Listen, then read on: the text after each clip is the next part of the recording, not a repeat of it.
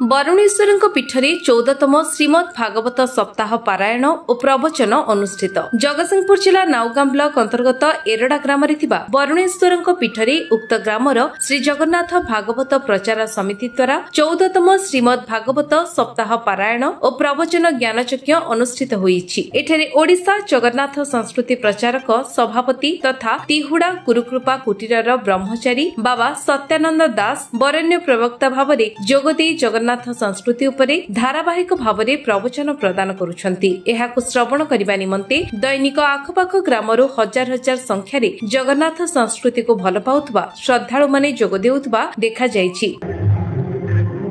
ଭାଗବତ ହେଲା 14 ବର୍ଷ ହେଲାଣି ଚାଲିଛି ଏବଂ ଭାଗବତର ମୂଳ ହେଉଛି ମା ଖୁଦୁରୁକୁଣୀ ବା ଖୁଦୁରୁକୁଣୀ ଛୋଟ ଛୋଟ ପିଲାମାନେ ଏଠି ପୂଜା କରନ୍ତି।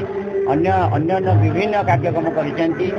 ଆମେ ଯେତେବେଳେ ଆମର 14 ବର୍ଷ ପୂର୍ବରୁ ଅନେକ କାର୍ଯ୍ୟ ହେଲା ପରେ ମନ କାହିଁ ଲାଗିଲା ଆମର ବାବା ବୈକୁଣ୍ଠନାଥ ବ୍ରହ୍ମଚାରୀଙ୍କ ଶିଷ୍ୟ ବାବା ସତ୍ୟାନନ୍ଦ ଦାସ ସିଏ ଆମର ଏ ଗାଁକୁ ଆସିବେ ଏବଂ ଲୋକ କଲ୍ୟାଣ ପାଇଁ ତାଙ୍କର କଥା ସମସ୍ତଙ୍କ ଶ୍ରବଣ କରାଇବେ।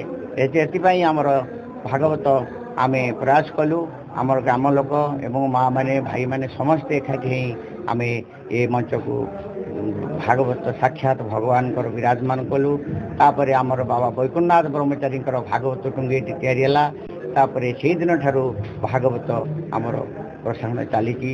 ଜନକଲ୍ୟାଣ ପାଇଁ ନିଶ୍ଚୟ ସାକ୍ଷାତ ଭଗବାନ ହେଉଛନ୍ତି ଭାଗବତ। ଏ ଭାଗବତ ଯିଏ ଶ୍ରବଣ କରିବ ନିଶ୍ଚୟ ତା ଅନ୍ତରରୁ ଭଲ ମଣିଷ ଗୋଟେ ଜନ୍ମ ବୋଲି ଆମେ ଭଗବାନ ପାଖରେ ପ୍ରାର୍ଥନା କରୁଛୁ। ଏମିତି ଚାଲୁ ରହିବ।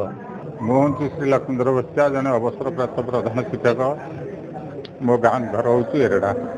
ବରୁଣେଶ୍ୱରଙ୍କ ପାଖରେ ଯେଉଁ ଭାଗବତ ପାରାୟଣ ଚାଲିଛି ତା ଉପରେ କ'ଣ କହିବେ ଆପଣ?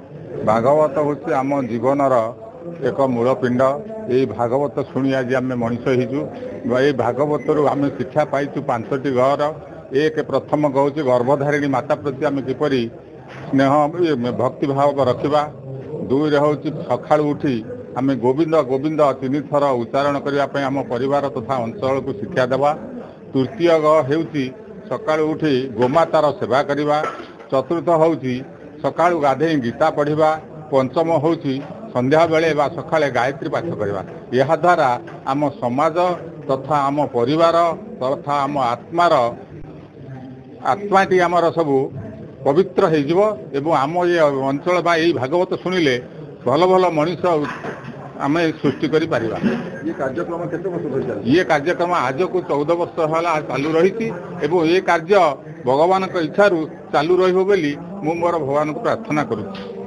ନାଉଗାଁରୁ ବୈଷ୍ଣବ ନାୟକଙ୍କ ରିପୋର୍ଟ, ବିଶ୍ୱବିଜୟ ନ୍ୟୁଜ୍ ଓଡ଼ିଶା।